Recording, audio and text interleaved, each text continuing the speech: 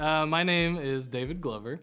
I've been teaching now for about 11 years. I started teaching overseas in Thailand for 3 years, and then I came back. I was a paraeducator in a high-needs special ed room, and then I was really fortunate to get into another alternative school after that, and I work at Olde Columbine High School right now. So when I share with students and teachers what Compose Our World is, first I break down to them the concept of what project-based learning is. I frame it mostly in that there is an overall challenge. Based on what they choose to do, we then perform authentic tasks around that.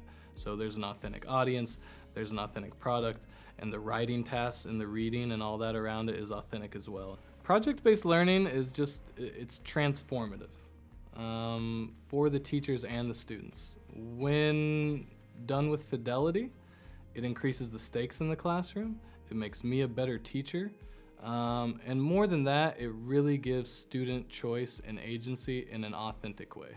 I challenged the students to tell an untold story about their community. One group identified that the KKK used to run the Front Range in Colorado from the governor all the way down to city councils from Fort Collins to Denver. And so we looked at the different parts of the story that we wanted to tell. We analyzed some professional documentaries again to develop our criteria. And then we had to interview people. That was one of the most powerful pieces because the students contacted authors that wrote about it, professors from universities, family members that had lived in the town long enough, grandparents that remember it. And we got all these great interviews and all this footage. It was extremely challenging to do all the editing and weave the story together. And we must have watched that about like 15 times and went back through and revised it and revised it and revised it. Everything from sound and the way the clips were cut and things like that to the way the story was actually told. Deciding what pieces you want to take from those interviews and really determining how to craft the story that you want to tell.